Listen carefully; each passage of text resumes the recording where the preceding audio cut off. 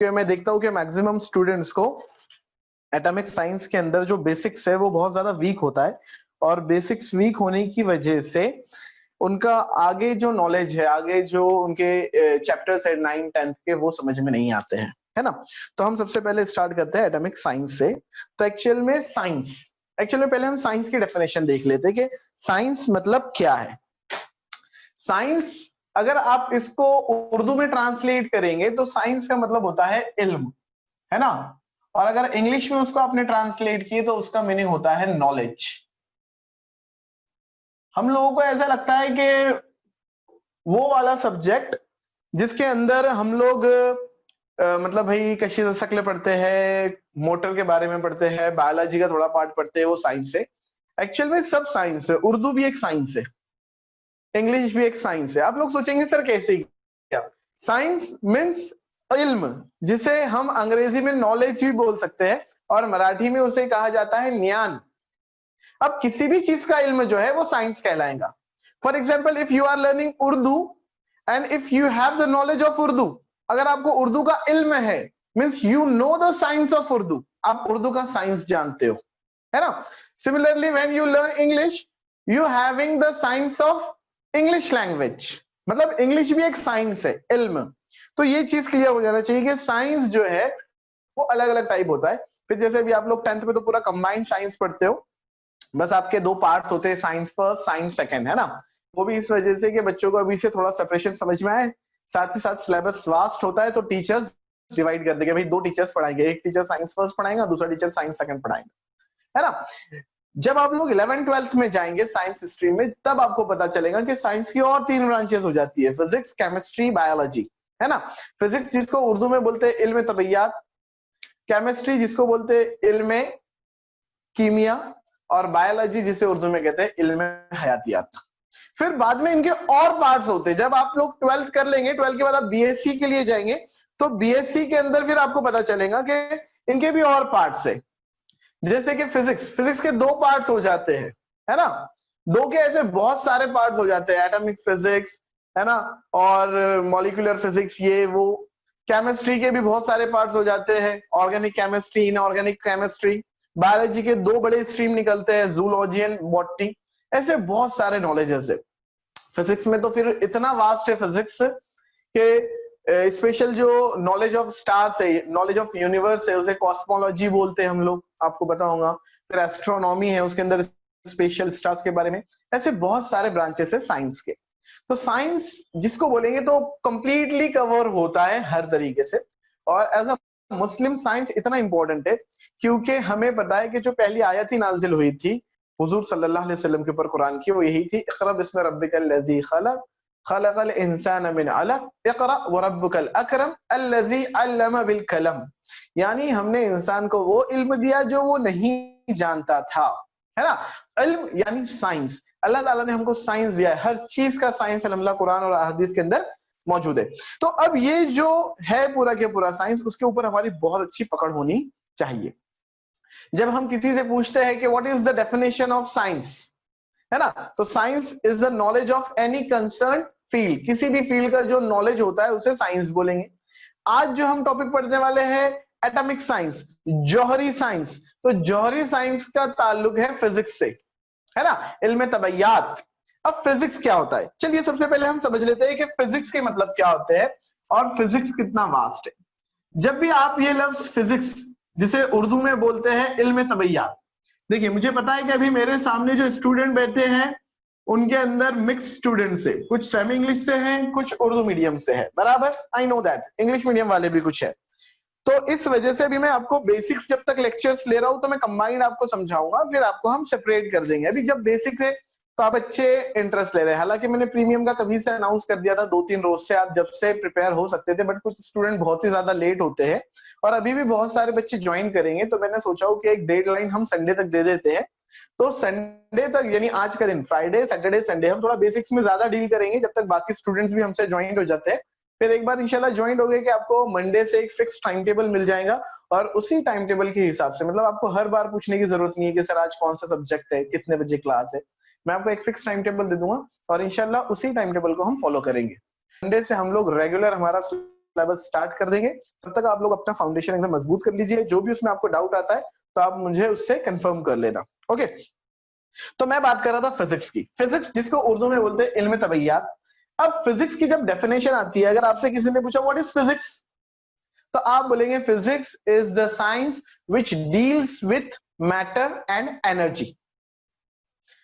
इल्म तबैयात एक ऐसा इल्म है जो मादे और कुव्वत के मुतालिक इल्म देता है। देखिए, दो चीजें मैं बोल रहा हूं। क्या बोल रहा हूं मैं?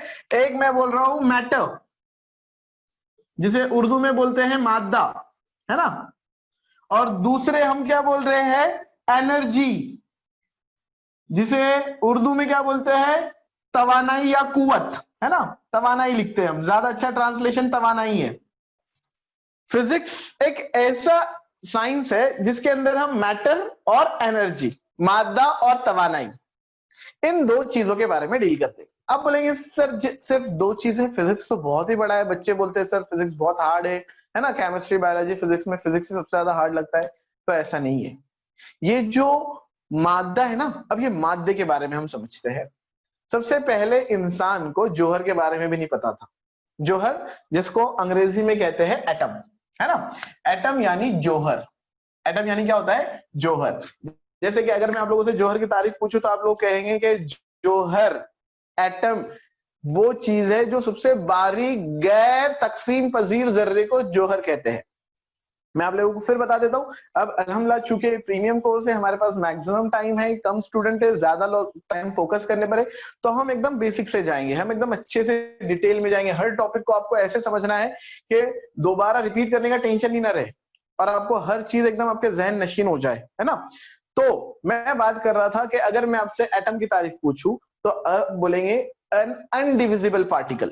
अनडिविजिबल यानी जिसे और तकसीम नहीं किया जा सकता है। उर्दू में क्या कहेंगे? गैर तकसीम पजीर जर्रे को जौहर कहते हैं, है ना। फिलहाल ये तारीफ थी जौहर की स्टार्टिंग में, हालांकि वो गलत साबित हो गई।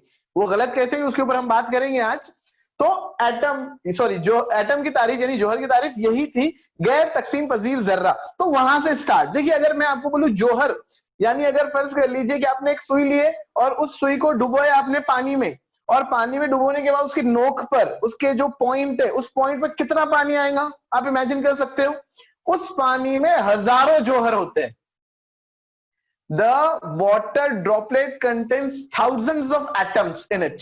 सोच सकते हैं आप कितना छोटा होता है जौहर, एकदम बारीक। यानी अगर फर्ज कर लीजिए मैंने हाथ में चौक लिया, उसको मसलना शुरू किया, पूरी ताकत से उसका पाउडर बना दिया, तो उस पाउडर बनने के बाद उसमें से मैंने जो सबसे छोटा रहेगा पाउडर का टुकड़ा या पार्ट, वो अगर लिया, उसमें भी अभी सैकड़ों जौहर मौजूद है। समझ रहे आप? किसके? कैल्शियम के। ओके, तो इस तरीके से जौहर इतनी बारीक चीज है। तो जब हम मैटर की बात करते हैं तो मैटर कहां से स्टार्ट होता है? Right from atom. जौहर से स्टार्ट हो रहा है। कहां से स्टार्ट हो रहा है?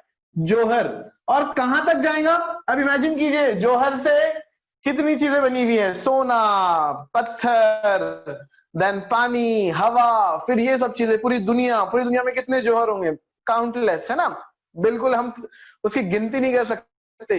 फिर दुनिया के बाद निजाम शमसी में इतने सारे, हमारे साथ और दूसरे प्लैनेट्स भी है, फिर सबका बॉस सूरज, फिर ऐसे निजाम शमसी कई है, गैलेक्सी, है ना।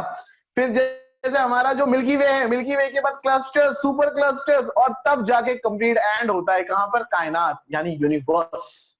तो ये सब क्या है? मैटर है। Everywhere matter. जो आपको दिखता है वो भी मैटर है, जो आपको नहीं दिखता है वो भी मैटर है, मादा है ना। अभी जैसे एयर की बात कर लीजिए, एयर जो है वो फिजिकली हम उसको सेंस कर सकते हैं, बट विजिबल है क्या? दिखाई देती है आंखों से? नहीं दिखाई देती है, लेकिन इट कंटेन्स मैटर। कैसे? उसमें ऑक्सीजन है, नाइट्रोजन है, हेलियम है, आर्गोन है, क्रिप्टॉन है, जेनॉन है, सब के सब गैसेस है। और वो सब गैसेस, अगर हाइड्रोजन की बात करेंगे तो हाइड्रोजन के आइटम्स होते हैं, ऑक्सीजन के एटम्स होते हैं, बराबर। कितनी हवा है, ये सब के सब मैटर है।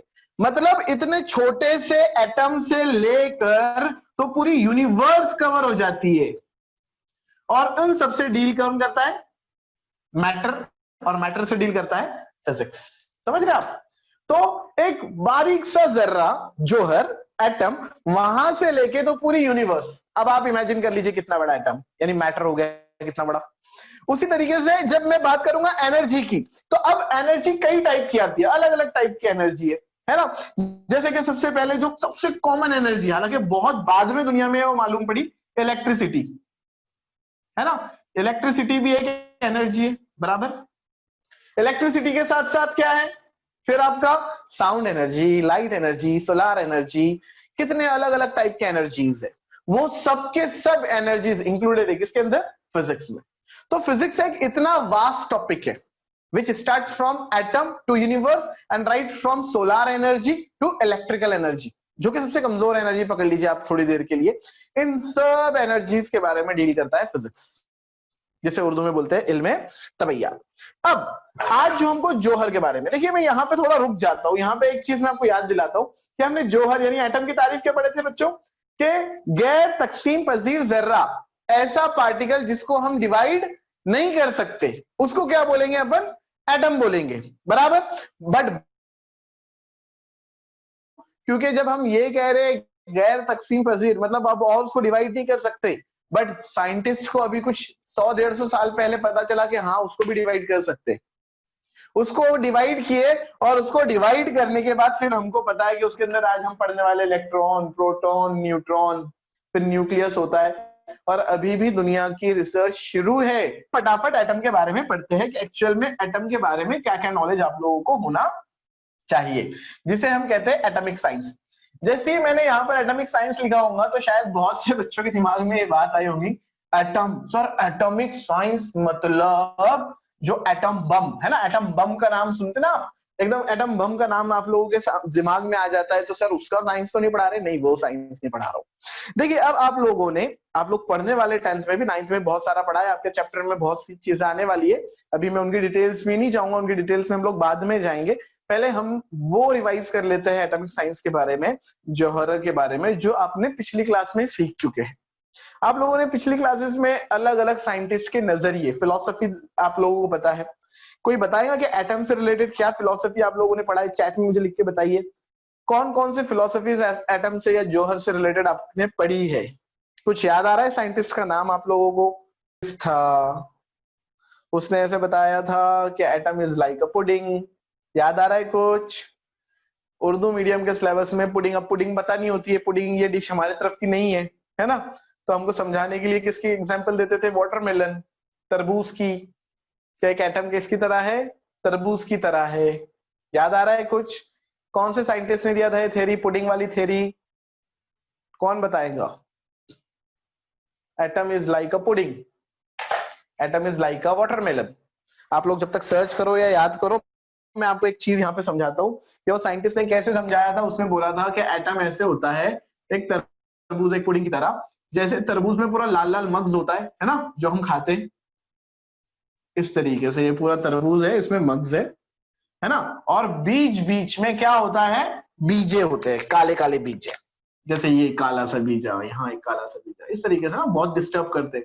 जब हम रमजान में एकदम इफ्तार में प्यास लगी हुई है और वो प्यास जो है तरबूज बुझाता है, उस वक्त हम तरबूज खाते हैं, तो ये बीच बीच में आते हैं, तो हम सोचते हैं कि अल्लाह ताला जिस तरीके से तूने अंगूर में से बीजे निकलवा दिया इंसानों के जरिए से, उसी तरीके से तरबूज में से भी निकलवा दे जो डिस्टर्ब ना करे।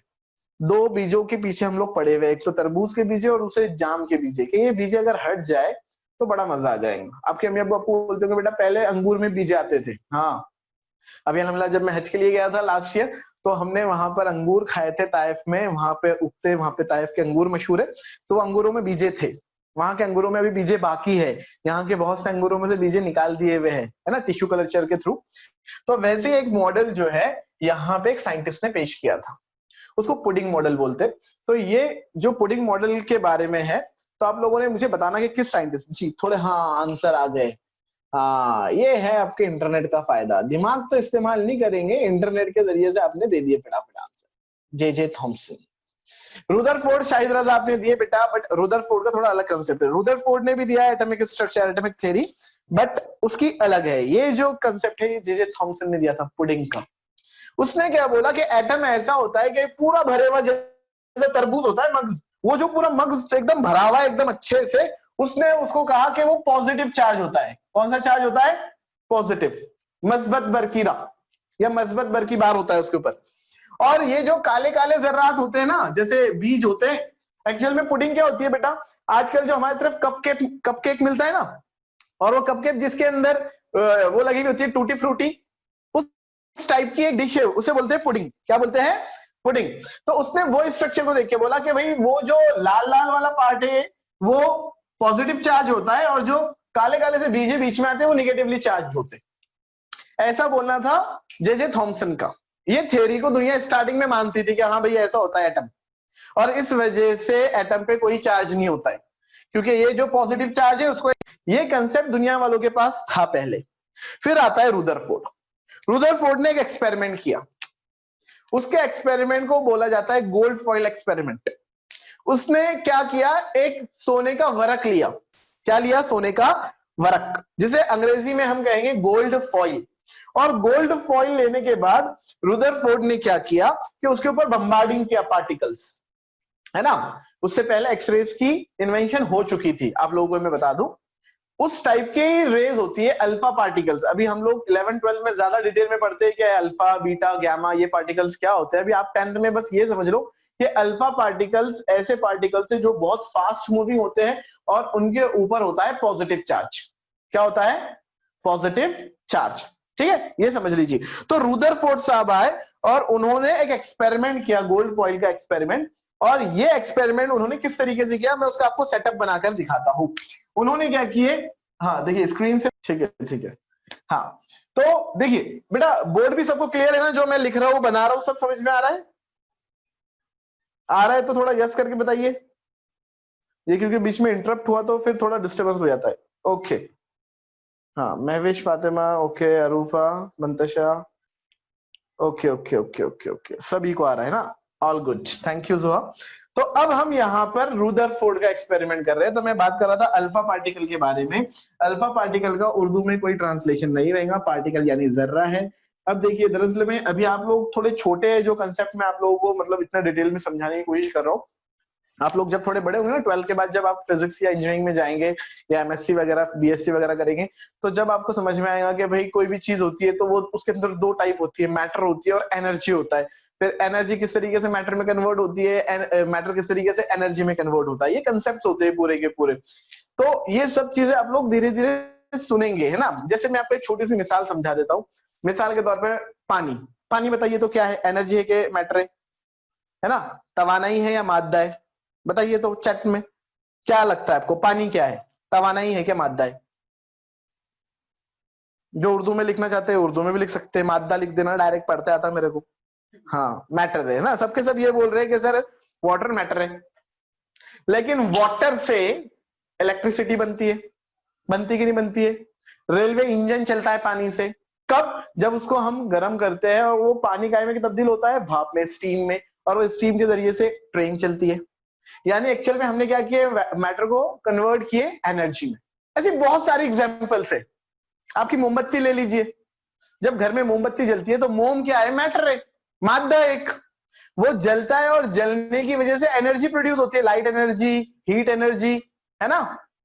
रोशनी की तवानाई, हरारत की तवानाई, ये कन्वर्जन है एनर्जी का मैटर में और मैटर का एनर्जी में। तो आप लोग आगे पढ़ेंगे तो वो उस कंसेप्ट पे बेस्ड है। तो बोलने के लिए ये अल्फा पार्टिकल है, जर्रा है, लेकिन वो पार्टिकल के पास एनर्जी होती है, बहुत ज्यादा एनर्जी होती है, और वो एनर्जी जो होती है वो पॉजिटिव फॉर्म में होती है। वो एक फास्ट मूविंग पार्टिकल है, बहुत रफ्तार से जाते हैं। तो अपने जो रुदरफोर्ड अंकल है उन्होंने क्या किया कि एक गोल्ड फॉइल लिए, गोल्ड फॉइल इस तरीके से अरेंज कर दिए। गोल्ड फॉइल के पीछे आप थोड़ा समझ लीजिए कि ये एक स्क्रीन लगी हुई है। क्या लगी हुई है? स्क्रीन। स्क्रीन कैसे काम करती है इंशाल्लाह किसी दिन अपन एक्स्ट्रा लेक्चर जब लेंगे, ऐसा अपन कभी कभी इंशाल्लाह ऐसा भी लिया करेंगे, रोज पढ़ाई कर करके थक गए तो किसी दिन टॉक टुगेदर, बातचीत करेंगे कि हाँ सर क्या होता है, आप कोई भी क्वेश्चन पूछिए मैं आंसर दूंगा। तो उसमें आपने पूछना कि ये एलईडी स्क्रीन, एलसीडी स्क्रीन, ये स्क्रीन या पुराने जमाने की टीवी काम कैसे करते हैं, वो मैं आपको समझाऊंगा इंशाल्लाह उस वक्त। तो पीछे एक स्क्रीन है, स्क्रीन का काम क्या होता है? दिखाना, है ना। तो ये पीछे स्क्रीन है किसके? गोल्ड फॉइल के पीछे। आप में से कितने लोगों को रुदरफोर्ड की थ्योरी पता है? अगर पता होंगे तो कमेंट में यस करके बताओ ताकि मुझे समझे। अगर नहीं पता है तो नो लिखना। कितने लोगों को रुदरफोर्ड की थ्योरी पता है? वेरी गुड, मोमिन जफर आपको पता है और अजीम को भी पता है, very good. Okay okay okay, मतलब ज्यादा स्टूडेंट्स को नहीं पता है, बाकी सब नो कमेंट कर रहे, 2 स्टूडेंट्स ने यस कमेंट किया, इसलिए मैं समझा देता हूं। तो स्क्रीन है पीछे, पीछे क्या है, स्क्रीन है जिसके ऊपर हमको एक स्टडी मिलेगी, एक नॉलेज मिलेगा। जैसे भी आपको आपकी स्क्रीन पर दिखाई दे रहा है, मैं यहाँ पे जो लिख रहा हूँ वो आपको वहां दिख रहा है ना। आप लोग कहाँ पर है, मुंबई में है, कोई भिवंडी में है, कोई मालेगांव में है, कोई कहीं पर है, कोई जलगांव में है, बट हर तरफ का बच्चा जलगांव में बैठे हुए एक छोटे से इंसान को देख पा रहा है ना। ये स्क्रीन का कमाल है, अपन सीखेंगे इंशाल्लाह कभी। तो अब ये गन में से निकले पार्टिकल्स, क्या निकल रहे हैं, पार्टिकल्स निकल रहे। उसने बहुत सारे ऐसे पार्टिकल्स निकाला और ये पार्टिकल्स यहाँ पे उसने बम्बार्ड किया। बम्बार्ड करने के बाद उसने स्क्रीन निकाला और स्क्रीन के ऊपर रिजल्ट्स देखा। क्या देखा उसने, रिजल्ट्स, कि भाई मैंने ये लाइन से इस सिद्दौन में, जिसको बोलेंगे अपन खानदेशी में, या फिर उर्दू लैंग्वेज में बोलेंगे कि ये खते मुस्तकीम में जो हमने हमला किया स्क्रीन किसके ऊपर, गोल्ड फॉइल पर, और उसके रिजल्ट्स हमको कहां मिले, स्क्रीन पर मिले। तो स्क्रीन पर हजरत को 3 तरह के रिजल्ट्स मिले, रुदरफोर्ड अंकल को। कौन कौन से रिजल्ट मिले, देखिए मैं आपको बताता हूं। पहला रिजल्ट उनको ये मिला कि ज्यादातर पार्टिकल, मैक्सिमम, ज्यादातर, यानी फर्ज कर लीजिए कि अगर उन्होंने 100 पार्टिकल्स बम्बार्ड किए, बम्बार्ड करना यानी फायर करना, फेंकना, थ्रो करना, तो उन्होंने जो 100 पार्टिकल्स अगर थ्रो किए होंगे तो उसमें से अराउंड 90 पार्टिकल्स, 90 या 92 पार्टिकल्स मैक्सिमम, ऑलमोस्ट, ज्यादातर स्ट्रेट गए, सीधे, यानी किसी तरह का कोई डिफ्लेक्शन नहीं हुआ, उन्होंने जहां मारे वहीं पर गए। ये उनका पहला रिजल्ट था जो उनको मिला, कंक्लूजन। कंक्लूजन जिसे हम उर्दू में कहते हैं नतीजा, जैसे हम साइंस जनरल के अंदर लिखते हैं, है ना, वो जर्नल होता है, उसको हम साइंस जनरल बोलते हैं, जनरल नहीं, जर्नल साइंस। तो जो जर्नल होता है साइंस का, उस साइंस के जर्नल में हम नतीजा लिखते हैं, जिसे अंग्रेजी में बोलते हैं कंक्लूजन। तो उनके जो कंक्लूजन मिले थे ना, वो कंक्लूजन में आप लोगों को बता रहा हूं। तो ऑलमोस्ट पूरे के पूरे पार्टिकल स्ट्रेट गए थे, ये मिला उनको कंक्लूजन। दूसरा उनको क्या मिला कि कुछ पार्टिकल ऐसे थे जो डेविएट हुए, अपने रास्ते से मुनहरिफ हुए। डेविएट होना, मुनहरिफ होना, यानी थोड़ा सा भटक जाना, हल्का सा भटकना। तो उन्होंने देखा कि कुछ पार्टिकल्स जो है वो डेविएट हुए। डेविएट मतलब अपने रास्ते से थोड़ा सा, हल्का सा ऐसा, वो क्या हो गए, चेंज हो गए।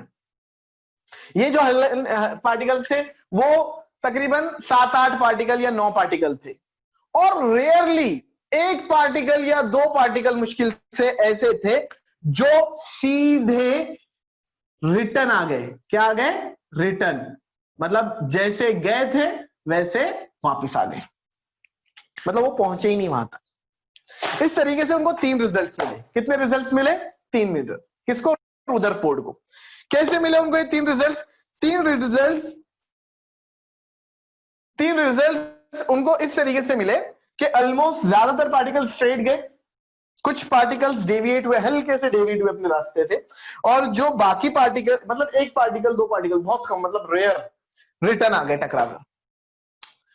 तो उन्होंने इस कंक्लूजन की बेस पर दुनिया को ये कंसेप्ट दिया कि एटम जो होता है, क्योंकि ये गोल्ड फॉइल जो है वो एटम से बनी हुई रही है, ऑब्वियसली जौहर से बनी हुई है, तो उन्होंने ये कहा कि जौहर यानी एटम का ज्यादातर हिस्सा खाली होता है, एम्प्टी होता है। कैसा होता है, एम्प्टी, खाली।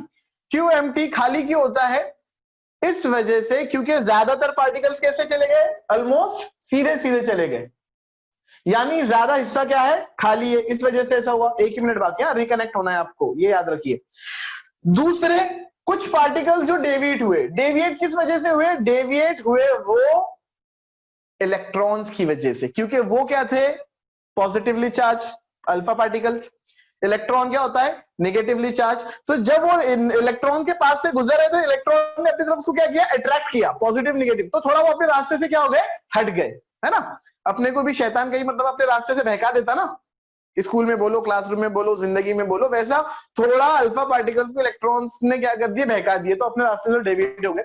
और जो बाकी के एकदम रेयर पार्टिकल थे वो सीधे टकरा के रिटर्न आ गए, बहुत ज्यादा ताकत से, वो इस वजह से क्योंकि वो थे पॉजिटिवली चार्ज। चलिए हम कंटिन्यू करते, डिस्कनेक्ट करके 2 मिनट में फिर से रिकनेक्ट करते। ओके, तो मैं बात कर रहा था कंक्लूजन की, नतीजा क्या मिला, समझ गए आप फटाफट नतीजा ये मिला रुदरफोर्ड को कि एटम मैक्सिमम एम्प्टी होता है, खाली होता है। क्यों बोला ऐसे रुदरफोर्ड ने, वो इस वजह से बोला रुदरफोर्ड ने क्योंकि खाली इस वजह से, क्योंकि ज्यादातर पार्टिकल्स जैसे उन्होंने बम्बार्ड किया था वैसे ही पहुंच गए सामने।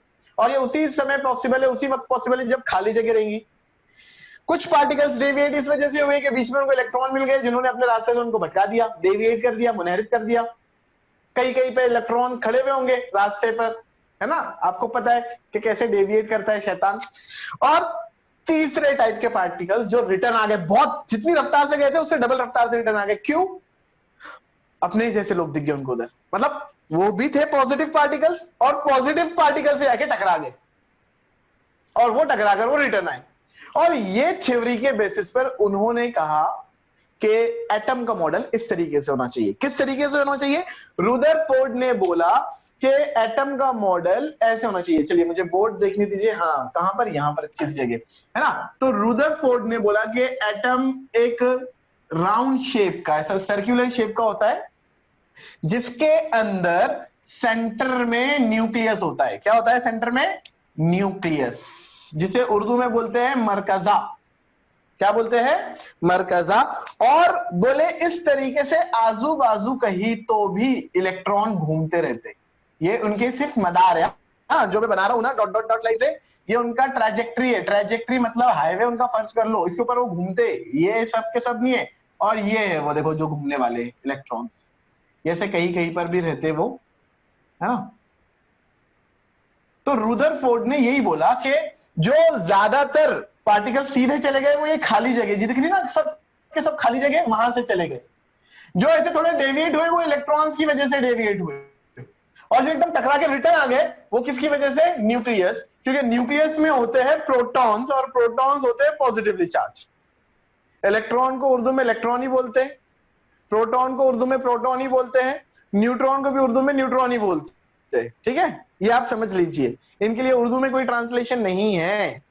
तो ये कंसेप्ट जो है वो रुदरफोर्ड ने दिया। हालांकि रुदरफोर्ड ने नाम नहीं दे पाया था पार्टिकल्स को, ये इंफॉर्मेशन आपको मैं बता दूं। रुदरफोर्ड ने ये तीनों के तीनों नाम नहीं दिए हैं, इलेक्ट्रॉन, न्यूक्लियस, प्रोटॉन, ये न्यूक्लियस, ये सब नाम रुदरफोर्ड के नहीं दिए हुए हैं। ये आपका होमवर्क है कि आपको कल मुझे बताना है कि इलेक्ट्रॉन का नाम इलेक्ट्रॉन किसने दिया है, मतलब किसने इन्वेंट किया था इलेक्ट्रॉन, प्रोटॉन किसने किया था, न्यूट्रॉन किसने किया था। और ये वाला जो मॉडल है उसे हम कहते हैं एटॉमिक मॉडल, है ना, जौहरी खाका। और यही जौहरी खाके को आज दुनिया तस्लीम करके रखी हुई है और इसी जौहरी खाके के हिसाब से तमाम स्टडीज की जाती है। समझ में आया? चलिए अब हम पढ़ते हैं इस जौहरी खाके के हिसाब से कौन कौन सी अलग अलग चीजें हैं। यहां तक सबको समझ में आया है? अगर किसी को ना समझे तो वो पूछ सकते हैं, या आप ये बना रहे होंगे अगर मॉडल्स तो आप ये बना लीजिए, स्क्रीनशॉट ले लीजिए, मतलब सॉरी। ओके, अगर कोई डाउट है तो अपना डाउट आप पोस्ट कीजिए चैट में। मैं आपको 2 मिनट का वक्त दे रहा हूं, कुछ स्टूडेंट्स स्क्रीनशॉट भी ले लीजिए, या अगर किसी को कुछ नहीं समझिए मेरी बात तो वो मुझे रिपीट करने के लिए बोल सकता है पर्टिकुलर चीज।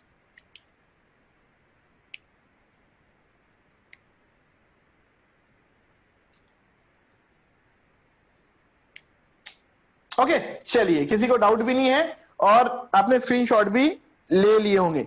एलईडी का फुल फॉर्म बेटा, ये मैंने बोला ना एक स्पेशल लेक्चर होगा उसमें, मुझे अभी भी पता है, बट ऐसे क्वेश्चंस का आंसर मैं नहीं दूंगा अभी। इससे रिलेटेड मैंने बोला इसमें अगर कुछ नहीं समझा तो पूछ सकते।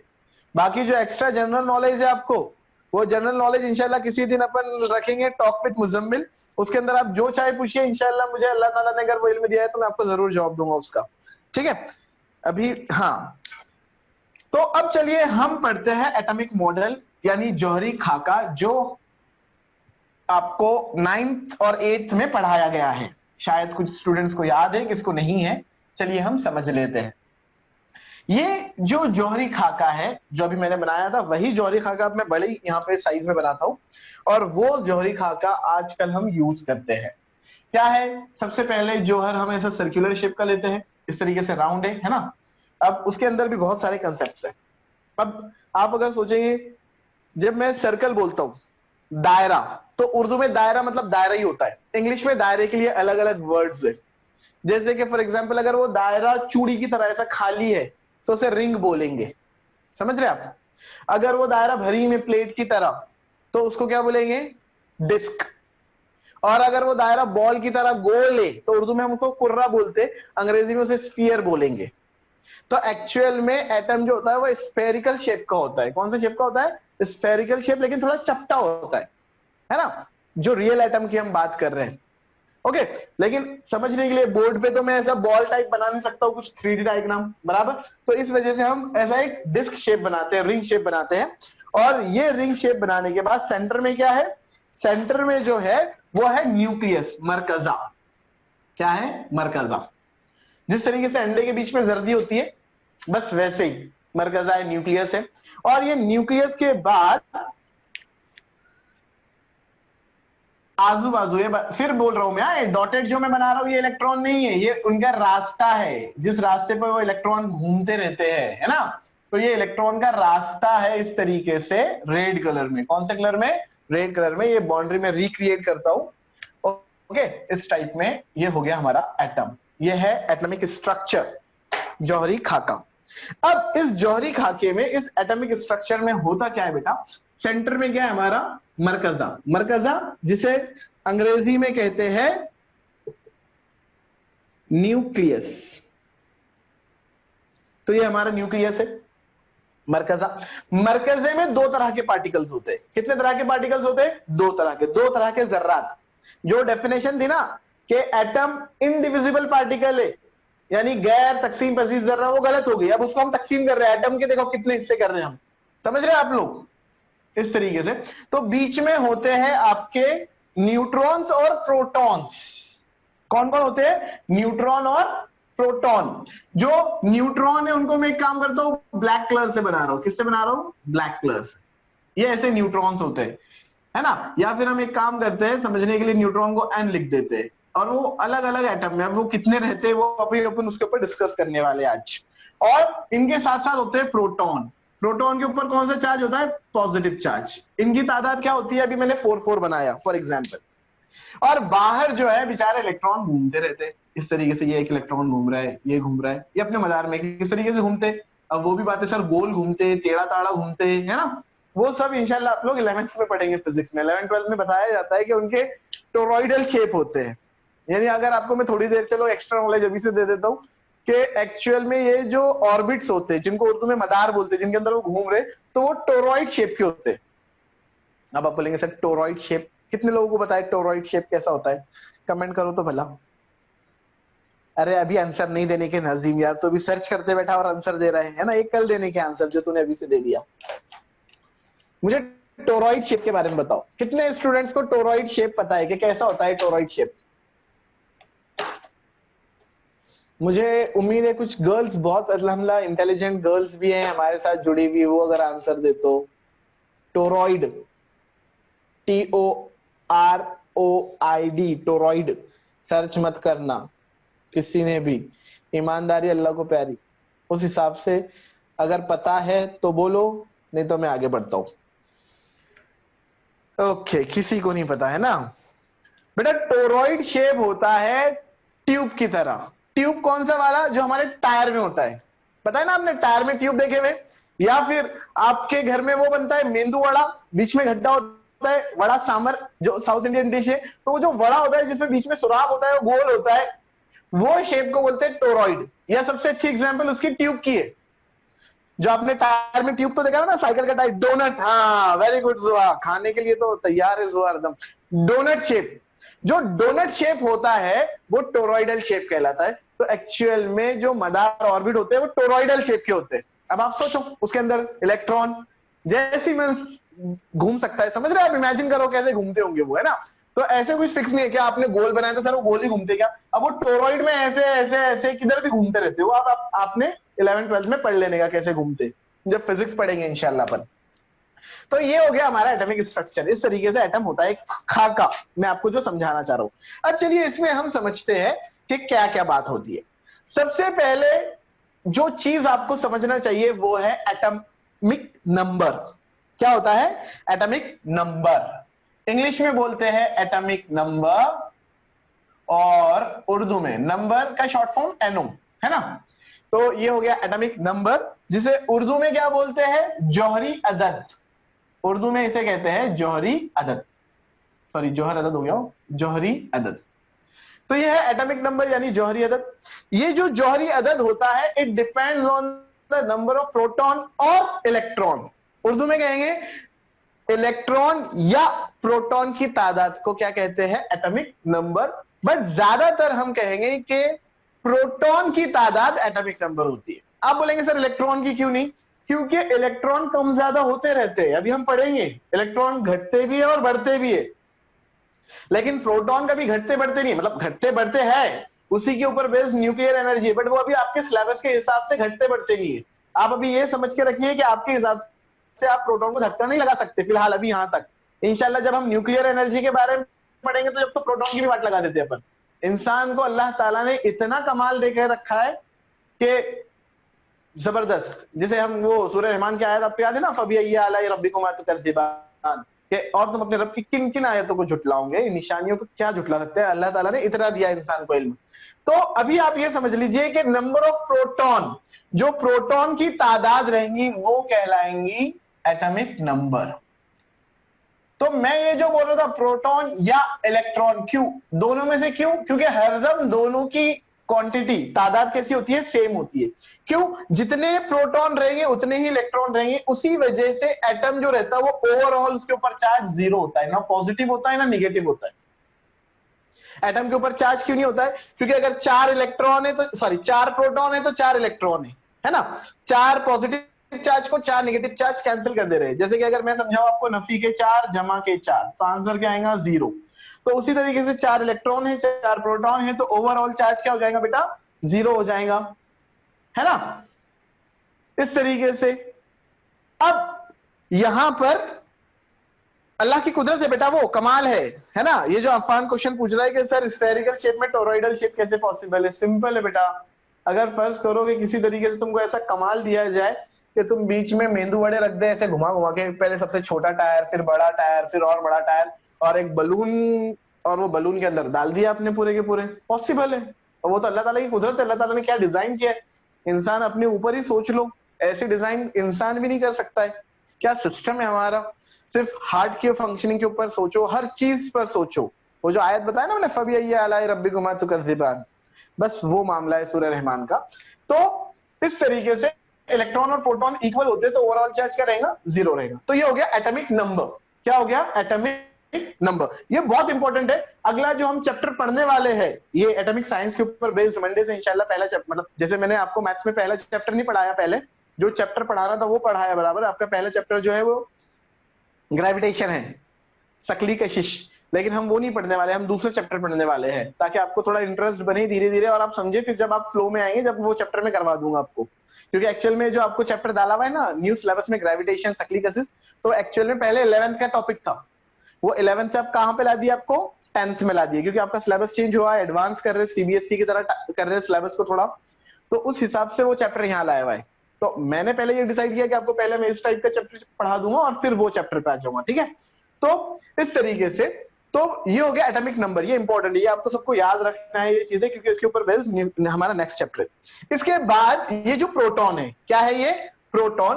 प्रोटॉन डिसाइड करते हैं, प्रोटॉन प्लस न्यूट्रॉन डिसाइड करते हैं एटॉमिक मास। क्या डिसाइड करते हैं? एटॉमिक मास, जिसे उर्दू में बोलते हैं जौहरी कमियत। जौहरी कमियत यानी प्रोटॉन प्लस न्यूट्रॉन। न्यूट्रॉन और प्रोटॉन की एडिशन अगर हम करेंगे तो हमें क्या मिलता है? जौहरी कमियत। अब यहां थोड़ी देर के लिए मैं आपको समझाता हूं कि जौहरी कमियत और जौहरी कमियत अदद, एटॉमिक मास नंबर, इसमें डिफरेंस क्या है। बहुत सी मतलब आपको किताब में जौहरी कमियत लिखा हुआ दिखाई देगा उर्दू में, और बहुत सी जगह जौहरी कमियत अदद लिखा देगा, है ना? उसी तरीके से एटॉमिक मास और कहीं पर लिखा हुआ रहेगा एटॉमिक मास नंबर। तो ऐसे क्यों होता है बेटा, मैं आप लोगों को समझा देता हूं। ऐसा इस वजह से होता है कि जिस तरीके से फर्ज कर लीजिए बनाना, केले तो पता है आप लोगों को, जिस तरीके से केलों को आप दर्जन में भी खरीद सकते हो और किलो में भी खरीद सकते है क्या नहीं है? दर्जन में भी खरीद सकते और किलो में भी। कुछ इलाकों में दर्जन में बिकते हैं, कुछ इलाकों में किलो में बिकते हैं केले, बराबर। उसी तरीके से अरे अपने आम की मिसाल ले लो, अभी लेटेस्ट हमने आम खाए, है ना? आम का सीजन चल रहा था। कुछ आम जो है वो किलो से मिलते हैं, जैसे बादाम आम, केसर, दशहरी, और कुछ आम जो है वो दर्जन से, अदद से मिलते, वजन से नहीं मिलते, जैसे कि हापुस आम, लंगड़ा आम, बराबर, जो थोड़े हायर लेवल के होते हैं, अल्फोंसो वगैरह। तो उसी तरीके से जब हम नंबर्स में लिखते। जब हम इनकी बात करेंगे कितने नंबर, जैसे कि फॉर एग्जांपल ये जो एटम मैंने आपके सामने बनाया हूं, इसके अंदर 4 प्रोटॉन है और 4 न्यूट्रॉन है, तो टोटल एटॉमिक कितने हो जाएंगे 8। तो आप उसका जवाब अदद में देंगे 8 नंबर्स, बराबर। तो आप इसे कहेंगे एटॉमिक मास नंबर, जौहरी कमियत अदद। क्या बोलेंगे इसको? जौहरी कमियत अदद, एटॉमिक मास नंबर। लेकिन ये जो प्रोटॉन और न्यूट्रॉन, इनका वेट भी होता है, वजन भी होता है वो कुछ ना कुछ वजन। और वो वजन की अगर बात किया जाए तो उसे बोलते हैं एटॉमिक मास। ये एक ब्रॉड कंसेप्ट है, बट आपके सिलेबस में वो जो कमियत मास वाला कंसेप्ट है वो नहीं है। तो अगर आपसे पूछा जाएगा एटॉमिक मास, तो आप एटॉमिक मास या एटॉमिक मास नंबर का आंसर अदद में ही देंगे। जैसे कि ये वाले केस के लिए उसका आंसर कितना है? 8 है। एटॉमिक नंबर कितना है? 4 है, बराबर, इस टाइप में। तो ये हो गया एटॉमिक नंबर और ये हो गया एटॉमिक मास। एटॉमिक मास और एटॉमिक मास नंबर में आपको डिफरेंस समझ में आ गया, बट हम यहां एटॉमिक मास ही लिखेंगे और उसको नंबर में ही डिनोट करेंगे। समझ गए आप लोग? ये चीज है। तो ये है हमारा एटॉमिक स्ट्रक्चर और इसके बेस्ड अलग अलग एटम्स के अलग अलग प्रॉपर्टीज होते हैं। अब जैसे कि सबसे पहली चीज जो आप लोगों को पता होनी चाहिए कि आपको कितने अलग अलग एलिमेंट्स पता है। अब बहुत से जो बच्चे कंफ्यूज होते हैं कि sir what is the difference between element and atom, answer और जौहर में क्या फर्क है? तो बेटा जौहर की जो साख्त है, एक साख्त के बारे में बात हो रही है, वो जौहर है। लेकिन अब अलग अलग किस्म के जौहर जिनकी खुसूसियत अलग रहेंगी, जिनके अंदर मौजूद इलेक्ट्रॉन और प्रोटॉन की तादाद अलग अलग रहेगी, उन्हें कहते हैं अनासिर। क्या कहते हैं? अनासिर। जिस तरीके से अनाज, चावल, चावल चावल है, लेकिन वही चावल से खिचड़ी बनती है, वही चावल से पुलाव बनता है, वही चावल से बिरयानी बनती है, वही चावल से इडली डोसा बनता है। बनते है कि नहीं बनते? वही चावल को आप जो पीस कर थोड़ा दुरदुरा, है ना, आप भजिए लगाकर या फिर मछली वगैरह तलते हैं। देखिए चावल की अलग अलग यूज है, चावल ही है लेकिन उसके यूज अलग अलग है, क्योंकि अलग अलग फॉर्म में उसका टेस्ट अलग अलग है। खिचड़ी में आपको पता है कैसा टेस्ट है, दाल चावल के वक्त चावल का टेस्ट पता है, पुलाव के वक्त आपको पता है, बिरयानी के टाइम पता है, और इडली डोसे में तो बात ही नहीं, चावल ही है ना, बदल गया अलग अलग फॉर्म। उसी तरीके से ये सब जौहर है, लेकिन वो जौहरों की अलग अलग खुसूसियत होती है। अब जैसे हाइड्रोजन के जौहर की बात करेंगे तो जौहर ही रहेगा हाइड्रोजन का, बट उसकी फिजिकल फॉर्म क्या है? गैसियस फॉर्म में है, बराबर। लेकिन अगर मैं वही लिथियम की बात करूं तो लिथियम जो है वो गैसियस फॉर्म में नहीं होता है, बराबर। अगर हाइड्रोजन को ऑक्सीजन के साथ मिलाए तो वो जब लिक्विड फॉर्म में आ जाता है। सोडियम, सोडियम का भी जौहर होता है, लेकिन वो कौन से फॉर्म में होता है? सॉलिड फॉर्म में, ठोस सूरत में होता है। तो ये अलग अलग, इस वजह से इन्हें अनासिर बोलते हैं, एलिमेंट बोलते हैं। क्या बोलते हैं? एलिमेंट्स। तो अब मैं जब कभी एलिमेंट या अनासिर या आंसर का लफ्ज इस्तेमाल करूं तो आप लोगों ने कंफ्यूज नहीं होना चाहिए। या atomic number and atomic mass number is different. जब मैं एटॉमिक, देखिए एक क्वेश्चन यहां पर आया था रेडमी 7A, मैं आपको बोल रहा हूं, अब तो ये प्रीमियम क्लास है, लिमिटेड जितने बच्चे हैं मुझे पता है ना, आज कुछ बच्चे ज्वाइंड है अलग से, मुझे पता नहीं है। मैं आपको मंडे से एक रोल नंबर दूंगा, आपको रोल नंबर के साथ अपना नाम लिख कर आना है यहाँ पर सामने। जिसका रोल नंबर और नाम नहीं लिखा हुआ रहेगा उसको मैं आउट कर दूंगा, क्योंकि मैं पहचान नहीं पाऊंगा ना। आप लोग अपने नाम ही नहीं चेंज करते, अभी रेडमी 7A, अब मुझे क्या पता है कौन है रेडमी 7A? तो उस, अब मुझे ये भी नहीं पता उसका मीडियम क्या है, इंग्लिश या उर्दू, अब मैं आंसर कैसे दूं? चलो ठीक है, फिर भी मैं देता हूं। तो एटॉमिक नंबर और एटॉमिक मास नंबर डिफरेंट है। कैसे डिफरेंट है? एटॉमिक नंबर मतलब नंबर ऑफ प्रोटॉन या नंबर ऑफ इलेक्ट्रॉन, है ना, इलेक्ट्रॉन या प्रोटॉन की तादाद को क्या बोलते हैं? Atomic number. लेकिन एटॉमिक मास नंबर जो मैंने बताया ना, जौहरी कमियत अदद, वो मास नंबर हम क्यों बोलते हैं? Number of proton plus number of neutron, इनके एडिशन जो होता है वो एटॉमिक मास नंबर होता है। लेकिन हम उसको लिखते हैं एटॉमिक मास, एटॉमिक मास ही लिखा जाता है। आप एटॉमिक मास नंबर भी लिख सकते हैं। मैंने दोनों का डिफरेंस समझाया।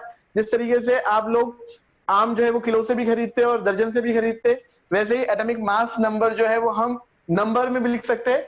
और जब हम मास की बात कर रहे हैं, हालांकि मास यानी वजन, और वजन का में नापा जाता है किलोग्राम, ग्राम में, तो हम इसको ग्राम में भी लिख सकते हैं, बराबर।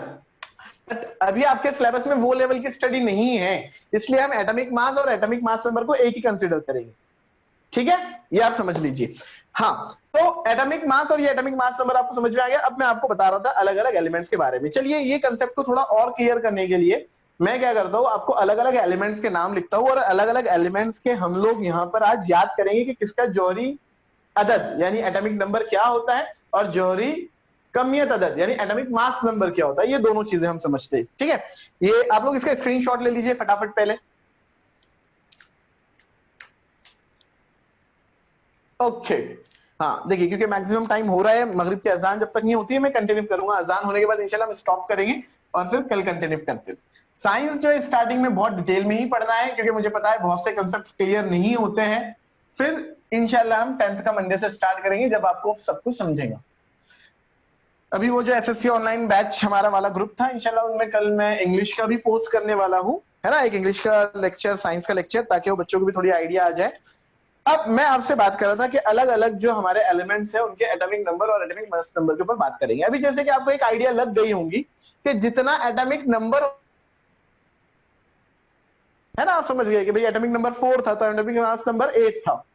ओके, इस टाइप में। बट ऐसा हर टाइम नहीं होता है, हर वक्त ऐसा नहीं है, उसमें चेंजेस आते हैं। इसके ऊपर इंशाल्लाह हम बात करेंगे, क्यों आते हैं, किस वजह से आते हैं, वो हम देखेंगे। अभी हमको मेन फोकस करना है एटॉमिक नंबर पर। किस पर फोकस करना है? एटॉमिक नंबर पर। तो देखिए, एटॉमिक नंबर पर अगर हम फोकस करेंगे तो सबसे पहले आता है हमारा हाइड्रोजन। क्या आता है? हाइड्रोजन। हाइड्रोजन के बाद हेलियम, हेलियम के बाद लिथियम, लिथियम के बाद बैरिलियम, बोरॉन, है ना, बैरिलियम का B E, boron, carbon, then nitrogen, oxygen, fluorine और ये नियॉन, है ना। स्क्रीन के बाहर चला गया, ठीक है। अब आप बोलेंगे सर आपने कैसे लिखे और यही सब क्यों लिखे? ये मैंने अकॉर्डिंग टू एटॉमिक नंबर लिखा हूं। क्या लिखा हूं मैंने? According to atomic number. Very good, है ना। जो हमारे पुराने स्टूडेंट है उन्होंने आंसर दिए कि सर आपने किस वजह से लिखे? Hi hello listen BBC news on Friday night. ये सेंटेंस है, इस सेंटेंस के थ्रू आप ये एटम्स को याद रख सकते हो according to their atomic number. Atomic number यानी क्या है बेटा? एटॉमिक नंबर यानी इस एटम का एटॉमिक नंबर है 1, इसका है 2, इसका है 3, 4, 5, 6, 7, 8, 9, 10। ये इनके एटॉमिक नंबर है। यानी अगर हम बात करेंगे ये वाले की, है ना, बोरॉन की बात करेंगे, तो बोरॉन में 5 इलेक्ट्रॉन्स होते हैं, 5 प्रोटॉन्स होते हैं, और न्यूट्रॉन 5 भी हो सकते हैं, उससे ज्यादा भी हो सकते हैं, कम भी हो सकते हैं। कल इसके ऊपर हम बात करेंगे कम ज्यादा का मसला क्यों होता है ना। तो अभी आप ये समझ लीजिए कि अगर मैं जैसे कार्बन की बात कर रहा हूं तो कार्बन में 6 इलेक्ट्रॉन 6 प्रोटॉन। ओके, अगर मैं ऑक्सीजन की बात कर रहा हूं तो 8 इलेक्ट्रॉन 8 प्रोटॉन। तो ये जो मैंने लिखा हूं ये है इनका एटॉमिक नंबर, और एटॉमिक नंबर को रिप्रेजेंट करते हैं किससे? Z से। Z is used to represent atomic number। जौहरी अदद को Z से जाहिर किया जाता है। किससे जाहिर किया जाता है? Z से। ये आपको याद रखना है ना। तो hydrogen, helium, lithium, beryllium, boron, carbon, nitrogen, oxygen, fluorine, neon, है ना। तो इस तरीके से इनके नाम है, और आपको याद कैसे रखने हैं? Hi hydrogen, hello helium, listen, listen मतलब सुनना, लिथियम। एक्चुअल में आप लोगों ने जैसे कि सुना होगा ना, जो न्यूज एंकर्स होते हैं वो इस तरीके से बोलते हैं, नमस्कार, आप देख रहे हैं आज तक। आज शाम में फ्राइडे को आप देखेंगे जो भी एक न्यूज की एजेंसी होती है, मैं से न्यूज चैनल देखता नहीं हूं, तो वो अपने न्यूज का अनाउंसमेंट करते हैं, आज हम देखने वाले हैं काली कोठड़ी, है ना, फला फला, ऐसा कुछ तो भी एडवर्टाइज करते हैं। तो वैसे इंग्लिश न्यूज चैनल जो बीबीसी, बीबीसी एक बहुत बड़ा नेटवर्क है, ब्रिटिश ब्रॉडकास्टिंग उसका फुल फॉर्म है। तो जो ब्रिटिश ब्रॉडकास्टिंग नेटवर्क है उसका शॉर्ट फॉर्म है बीबीसी। उस न्यूज एंकर ऐसे बोल रही है, hi hello listen BBC news on Friday night. कि बीबीसी न्यूज को फ्राइडे नाइट, जैसे आज फ्राइडे ना, आज नाइट में आपने सुनना भाई वो न्यूज चैनल को, तो वो वाला सेंटेंस है, hi hello listen BBC news on Friday night. इससे आप लोग ये लर्न कर सकते हैं hydrogen, helium, lithium, beryllium, boron, carbon, nitrogen, oxygen, fluorine, neon. समझ में आया? इस तरीके से ये आपको पहले 10 हो गए। उसके बाद अब अगले 10 आप कैसे याद रखेंगे? अगले 10 के लिए भी आप लोग ट्रिक याद कर लीजिए। किन स्टूडेंट्स को याद है हमारे पुराने वाले? Very good. सोडियम, है ना,